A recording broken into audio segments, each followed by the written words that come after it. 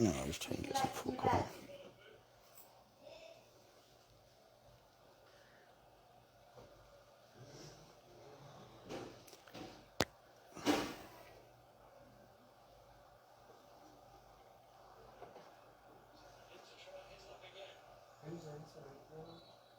I'm just trying to get some folk on. Just bear with me, I'm trying to get some folk on.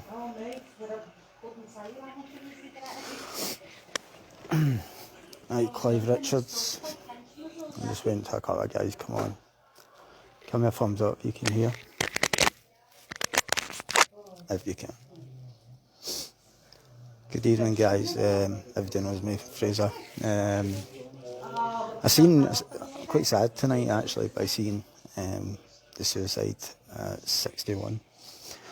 And I seen a question by Veterans United against suicide. What causes? What is the causes? What is the root of the problem there?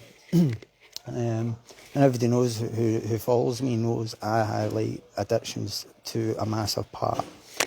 And it's something that doesn't get addressed, because why does an addict take alcohol? Why does an addict take drugs? And a simple question for that is what they're going through in their head, or what they're going through with feelings wise. The addiction or the alcohol, the substance, then takes that away, but only to a certain degree. You then get dependent on it. But the problem you're facing with addictions is when you're listed as an addict, you do not get help, and that is true. And I think Jeff and Jim in the past have mentioned about mental health facilities being shut down and that. Hi, Paul Shepherd, thanks for your message earlier. But I think the point I'm getting at is, I'll give you an example. In the Ayrshire and Arm, which has got a population of about 200,000, say, there's only 5 detox beds for the whole of that area. And it's similar all over the United Kingdom. But the mental health facilities is shutting down. The detox facilities as well is shutting down as well. So you're only getting 5 beds for a detox. And the rehab as well. You can't tackle post-traumatic stress. You can't tackle any mental health whatsoever until you tackle the addictions. And 100%, I would say, I have never met an addict in their life who says to me, I drank for fun. Do you go out there every single day? Because you're technically destroying yourself. You're self-destructing. And alcohol brings you a bit of power, a bit of relief of what's going on in your head, hiding the demons. But they come out like a vengeance. It's okay to detox someday. Yeah, it was detox them. But are you fixing the problem by just detoxing them? You're not. You actually need to get into the root of why they're taking it, why they're drinking, or why they're taking drugs. And you wouldn't have people relapsing as they are. And sadly, that's what's happening. I used to do it when I was drinking before I got sober. I used to take self-harm. I'm not bragging about it, but it takes the pain away. And I felt no pain. And I do believe that people that's maybe committed suicide, sadly, to get to a point of suicide, there's no hope. And you've been turned away by so many services, you've pleaded for help. That is one of the hardest things for any guy or woman to do, is put your hand out and say, like, listen, I need some help. If it's from a mental health or something else. And when you're turned away from that, what do you expect? You know, you're going to end up with somebody who feels like, what's the point? What's the point of fighting this every day? Especially if you're drinking or taking drugs, every day your head's going to be thinking that, and it gets to a point where there's nothing about it. I'm going to say an example, right? Now, in 2014, right, this is how much drink and drugs can hide something. I fell drunk, broke my leg in 2 places in 2014. I walked back into the house. It wasn't until the next day I found out I double broke my leg. That's what alcohol does. It takes the pain away. And it does the same with the mental health. And you go in a vicious cycle every single day. You have to take the drink, but then it stabilises itself, and then it keeps going. And the mental health, you're not going to get help. And every time you cry out for help, they're not going to touch you. No NHS place would touch it unless you've got that kind of 10, 12 grand to go private. That's the only places we would take you. And it's sad to see that, you know. But to deal with addiction, to deal with mental health, you need to get to the root of the cause of the addiction. Before you even tackle your post-traumatic stress, before you even tackle mental health, you need to get to the root of the problem because it's in there. And it's going to a rehab or going to a detox, right? You can sit there and tell somebody for 4 weeks that, well, this is the effects of alcohol, this is the effects of drugs. We all know the effects of drugs and alcohol, but does anyone know the actual effects it's having in there? To be honest, it's worthless sending somebody to the NHS who do a 7-day detox and not teach the person or follow the person into why the hell they're drinking, why they're taking drugs. I mean, these people are humans, these people have got feelings, these people have dignity, and they're getting treated like trash. And again, we're seeing it again, another suicide which could have been prevented. And we're seeing this a lot. And his family's getting destroyed. I mean, I remember when I tried to get clean, and I did get clean, I got no help. Even at a year sober, I asked for mental health treatment, and 6 times I got rejected. You know, I had to give up my whole life, place, everything, come to Liverpool and take the help and get myself clean and sober, and I did it in the right way. But it took me 13 years to do that, and it took me a lot of heart and destroying people in the other hand as well, which I'm not proud of. But why I'm doing this is because everybody forgets the point. It's like alcohol and drugs and substances that takes away the pain. I mean, it does. How many of you go to work and they've had a crap day and it's been stressed out your nut, and then the next thing you're saying, oh, I need to have a drink tonight, I need a drink. And why is that? Because it brings you back down to normality. And that's what addicts do. I've done that. Everybody else I know who drinks does the same. And that's a daily thing. So when you've got that, but the point is, it gets to a certain level where that tolerance then builds up and you have to keep that amount going. And that's why you find addictions and alcohol addiction deaths really high. I actually didn't realise Northern Ireland had the biggest deaths for alcohol. Didn't realise at all. But how can you move forward? How veterans and civilians' mental health? Simply open more detox places. Simple answer. Do a detox and a 12-week programme. None of this 4-week programme. You're not going to teach somebody in a 4-week programme about what the mental health state and addiction is. It's crazy. And that course I did it's called Tom Harrison House, a 12-week intense course.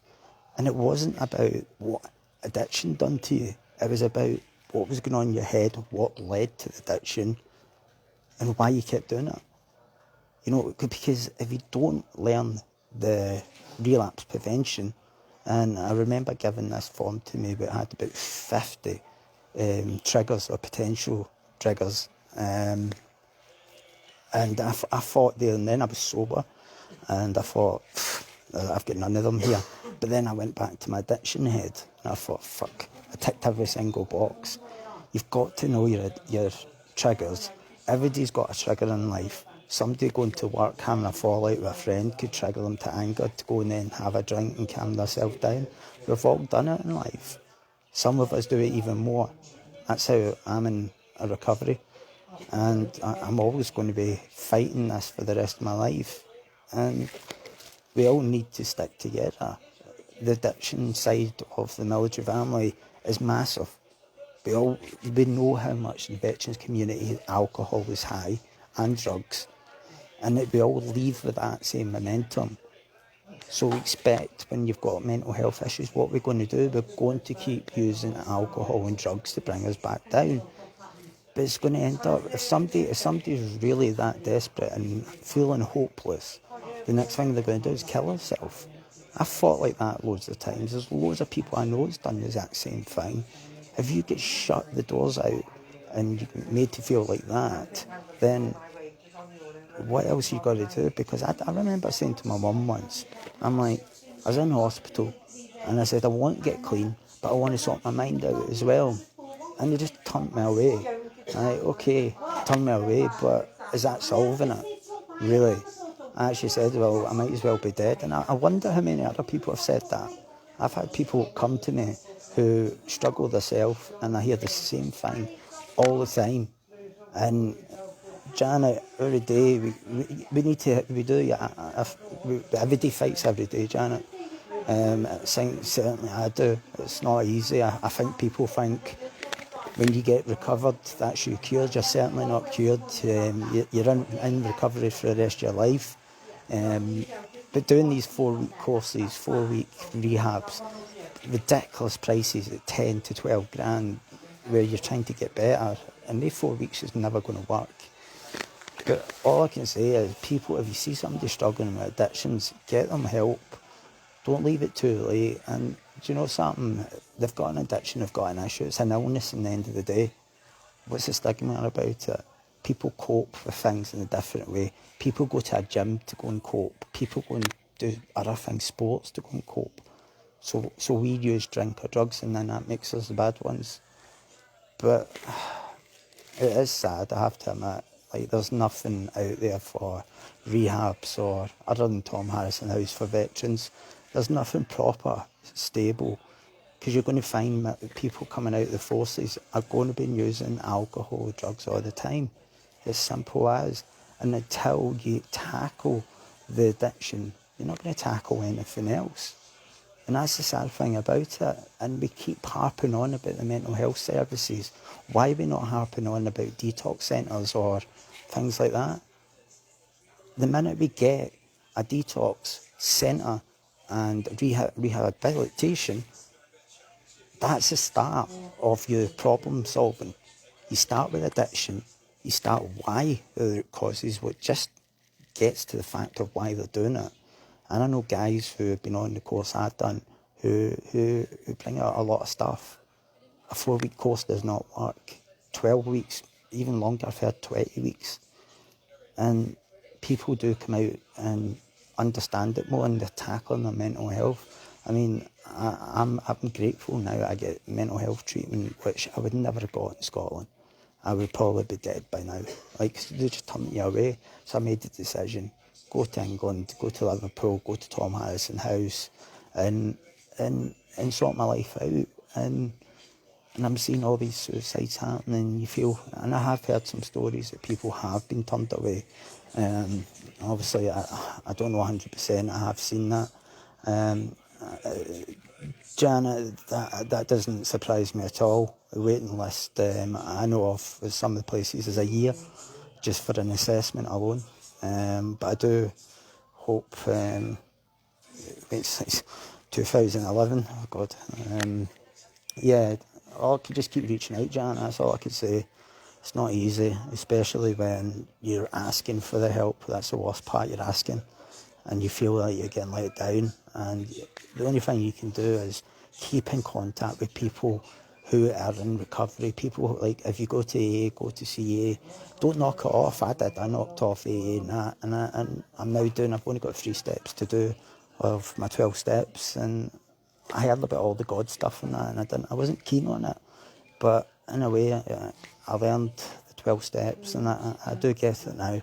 But I'm not going to be cured. None of us who are in addiction are going to be cured. I did think that a couple of years back, and a year I got sober, and I celebrated it by having non-alcoholic drinks, and then it went further, do you know what I mean? But now, I mean, that's why I shout from the rooftops. It's nothing about me. I'm just so angry at the fact that so many people are using addictions and they're not getting support.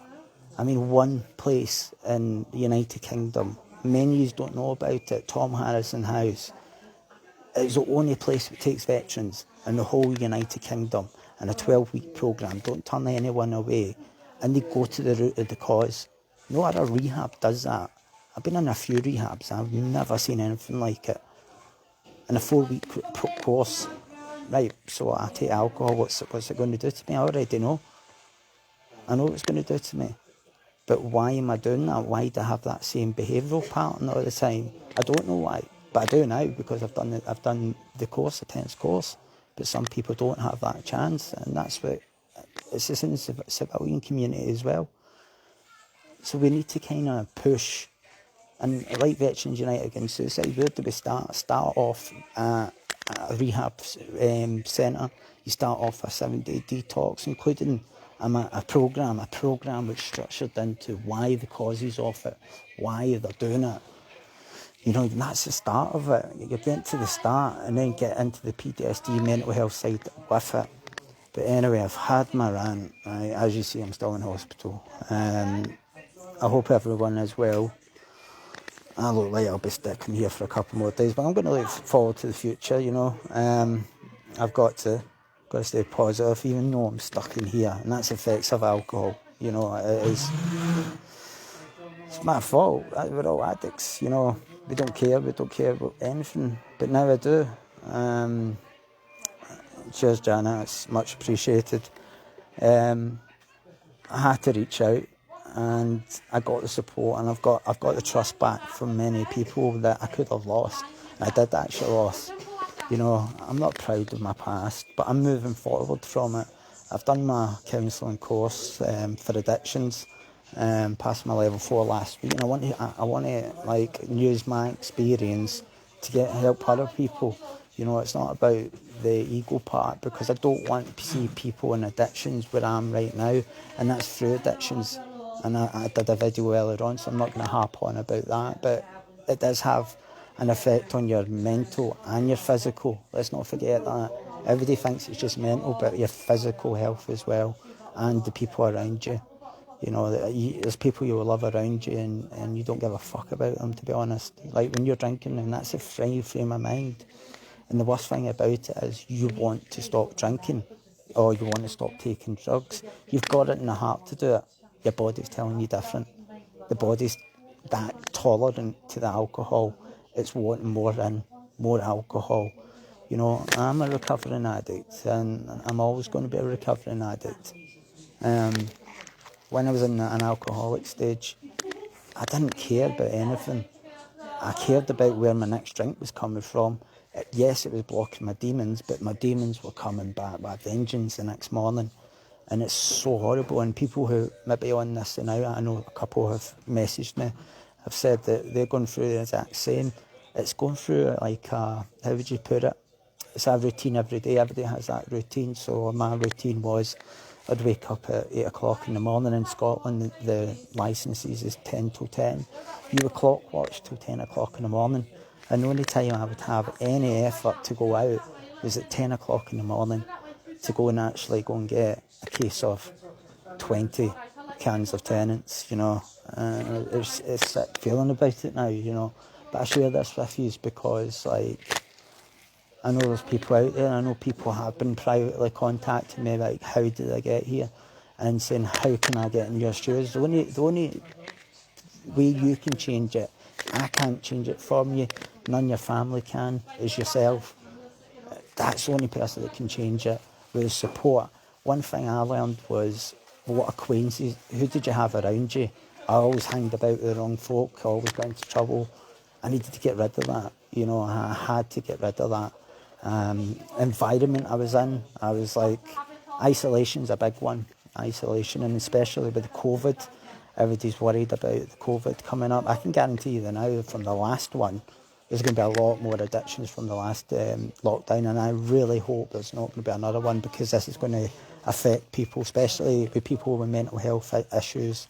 It's going to affect them big style, especially with when you're isolated, you think about things. It's like a revolving projector going through your head, and how do you stop that projector? Like, and I do agree, pills, like giving medication, if you were given the right medication before the addiction, it could prevent that.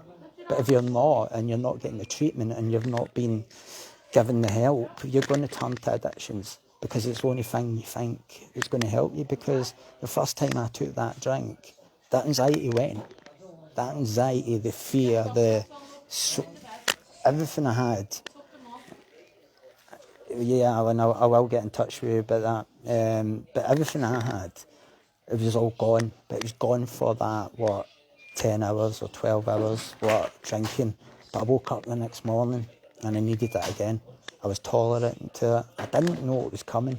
I didn't know until 2015, 2014 actually. There is a stages from withdrawing, so you get withdrawal shakes, sweats, all that kind of stuff, but you get to the second stage, which can be life-threatening. I took the DTs, and that's the worst thing ever, hallucinations, hearing things. I don't wish that on anyone. I still suffer from it. But all I'm going to say is to folk is keep reaching out. And if you see someone who's an alcoholic or a drug addict, it doesn't need to just be an addict. Like alcohol, it's drugs as well. Cannabis, cocaine. I used cocaine quite a lot because I thought that would bring my drinking levels down, and that was why I used cocaine. And sadly, I did it in front of my mum and all that. That's how bad I was. I didn't give a fuck. I didn't care. I really didn't. And I sit and I see people crying out for help on a lot of the veteran sites, and I'm on quite a lot of the civilian groups as well. And it's just so hard to see that how many are reaching out and they're not getting the right help or support. And a lot of people, I can relate to it. And there's a few folk I've been talking to recently, and I can totally get where they're coming from. And that was a whole part of me doing my addictions counselling, is the fact is people know me and know my history, then they can come to me for counselling. Knowing that I've not just learned about it, because it is hard. And I think that's another thing. I think Jim and Jeff mentioned it a few times. Never Surrenders mentioned it, about a rehab or addictions place which is run by veterans who've been through it. Because the best people to help you is the people who've experienced it. So if you're sitting there talking to someone and they're turning around to say, I know how you feel, because you do. You know what it's like to fight it. And you understand the feelings, you understand how they're going through mentally. It's mental torture. And for the person, the person in front of you who's coming to you asking for help, it makes them comfortable as well, because they know you're actually in the same boat as them. I'm always going to be in recovery. I'm a recovering addict. And whoever says they're recovered, then well done, but I don't see how you can be recovered. It's an illness, and it's going to have something I'm going to be working on the rest of my life. You know, I'm making big changes. Like, I'm not an angel. Still, I've got my bad habits, but it's things I need to deal with, and I know I've got a lot of things to deal with, but you've got to remember I'm only 9 months in recovery. I'm only 9 months. 13 years to 9 months is a long change, you know. You've got that 13 years of destruction, self-harm, worthless, powerless. You could come out a whole list of words. And now 9 months, and you still make mistakes, big mistakes. But you need to, it's then learning, because I don't use a drink. I then have to learn to deal with the situation rather pick up that drink. If I pick up that drink, my life's gone, you know, through not just through physical health, but everyone who trusted me, it's all then gone. And I've put a lot of work into this time. I wish I had done it in the past, but I didn't understand it. I didn't understand addictions, and it's quite hard. Yeah, Alan, there will be a second. I believe there might be a second lockdown, and I dread it. I dread it for people who are still going through addictions and who's going through mental health issues, because it's the easiest thing. You know, pubs are still shut. You can still go and get alcohol in it, and you're sitting in the house, you just get more and more. And that's what I used to do. I used to sit in the house, buy one crate. That's 10 o'clock in the morning. By later on at night, I'm taking another 20, you know, and that will last me to the next morning. But anyway, guys, I think I've rambled on for quite a while. But if you are struggling, guys, or people who are looking for help, do PM me. Obviously, I'm in hospital at the moment, but I still got an open ear, you know. And I will, and hopefully, cause, I'll be in. There's plans. I've got a lot of plans, and positive ones, and I'm going to keep it positive.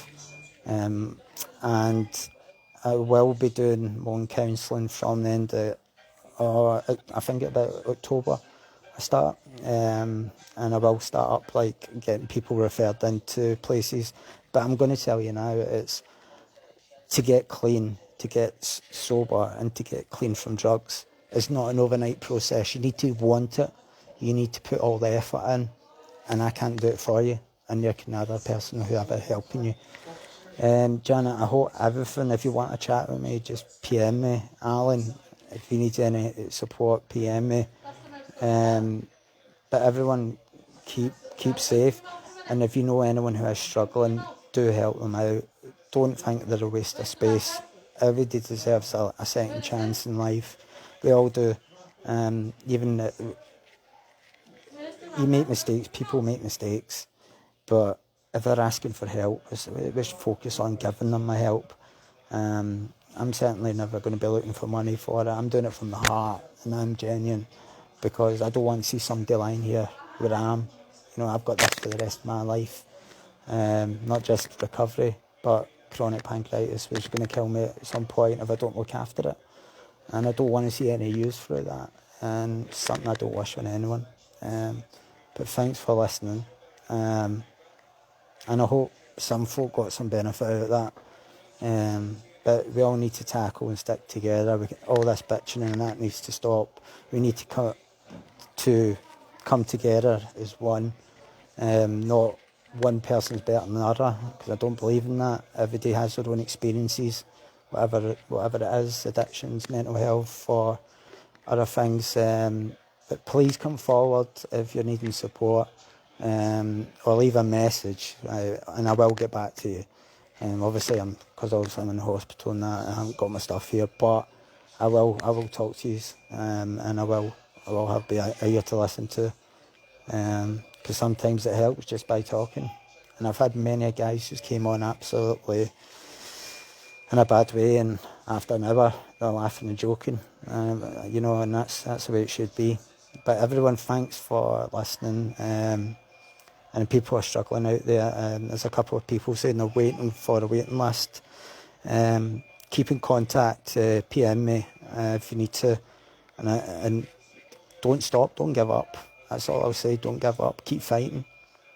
Keep fighting as much as you can, and hopefully we'll get in a better place. God bless you all.